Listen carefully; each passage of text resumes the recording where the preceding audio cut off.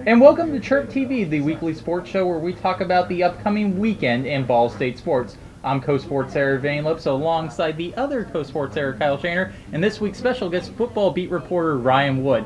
And guys, clearly this is going to be a big week in Ball State sports with the football team going to the MAC championship game against Buffalo.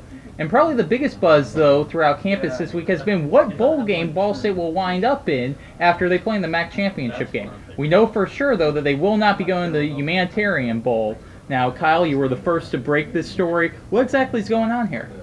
Well, Ball State would really like to play Boise State in a bowl game, get two of the four undefeated teams left in the nation matched up. However, there are some complications about this. The Humanitarian Bowl was really the bowl that was pressing, trying to get this game going. But the Humanitarian Bowl plays in Boise, the Broncos' home field. Also, you're looking at a long traveling distance for Ball State fans.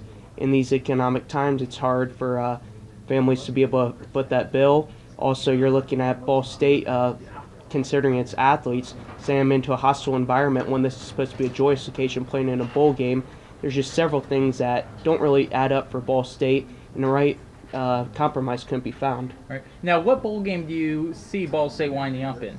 Well, Rick Christ, who is the commissioner of the Mid-American Conference, and Tom Collins, Ball State's athletics director, have both been talking about how committed Ball State and the Mid-American Conference are to the three bowl games affiliated with the MAC. Those are the Motor City Bowl, International Bowl, GMAC Bowl. Motor City Bowl has the first pick among the MAC schools, and its director said that he would love to see Ball State in that game. So that's probably where Ball State will be playing against a team. We're not sure who will be yet, though. Yeah. All right, now switching over to the game itself, Ryan. You've been covering this team all week, talking to players, and coaches. What has Coach Brady Hoke said is going to be the biggest thing for them to do in order to win?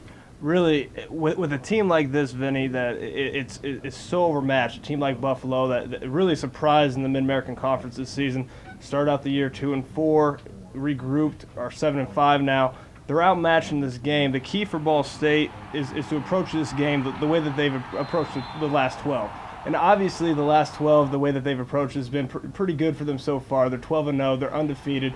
The key is to really focus in on what they have to do. The balanced offense, the red zone defense, the bend but don't break mentality. And really, I don't think there's any doubt that this team's capable of doing that. Like I said, every week throughout the season, their goal's been to get to this point. Now that they're here, they have the chance to win the first MAC championship since 1996. I think they're going to get that done. Yeah. All right, now, in talking about Coach Brady Hoke, there's been talk coming out throughout this week that there's been some contract negotiations going on. What's the latest on that? Spoken with both athletics director Tom Collins and Trace Armstrong, who represents Brady Hoke as his agent. Both sides confirmed that they are talking. However, both sides also declined to give any specifics on the talk. Not a big surprise at all. A lot of times, especially the way it's done here at Ball State, they do it behind closed doors, really the right way to do it. The talks have been centering around three things: better salary for Brady Hoke, for his assistant coaches, and upgraded football facilities, primarily coaches' offices. These three things, it seems like that's in the works. Really what needs to happen, the bottom line is, if the university, if the athletics department is committed to having success like we've seen this year in extended years, Brady Hoke needs to stay here as head coach. Yeah.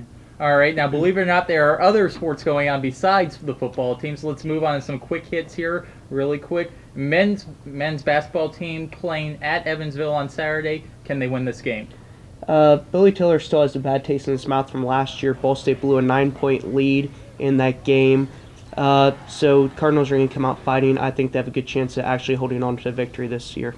I would agree with that. I talked to Anthony Newell today. He said that he loves the hostile environment. He loves playing on the road. He would play on the road every game all season if he could, just because he feeds so much off of that.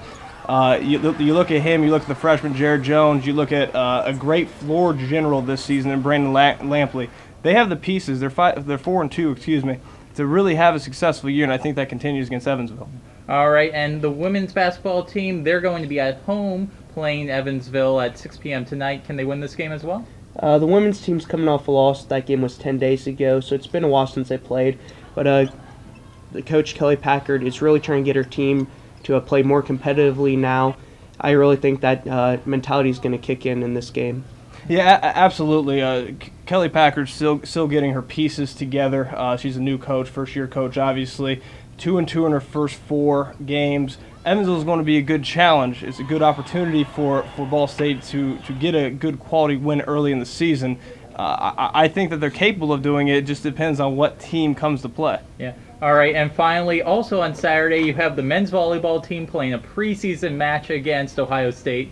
You have the gymnastics team having an inter-squad scrimmage, and the swimming and diving team completing the House of Champions tournament in Indianapolis. If you're a Ball State student, which one of these 3 events should you care the most about, if any? It depends on how you view it. If you're a Ball State student want to go to it, it's gymnastics, the only one that's home this weekend. If you're caring about the standings, it's swimming and diving. The other 2 are preseason. But men's volleyball, that is against Ohio State. 2 teams that are battling all of last year for the conference championship. That should be a great game.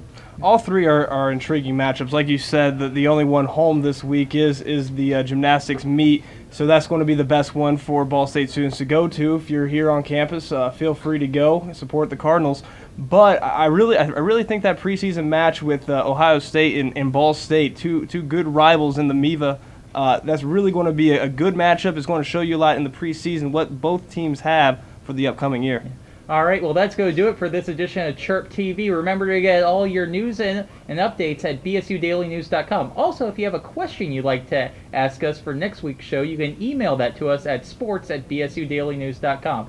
I'm Vinny Lopes. He's Kyle Shaner. That's Ryan Wood. Have a great weekend, Muncie.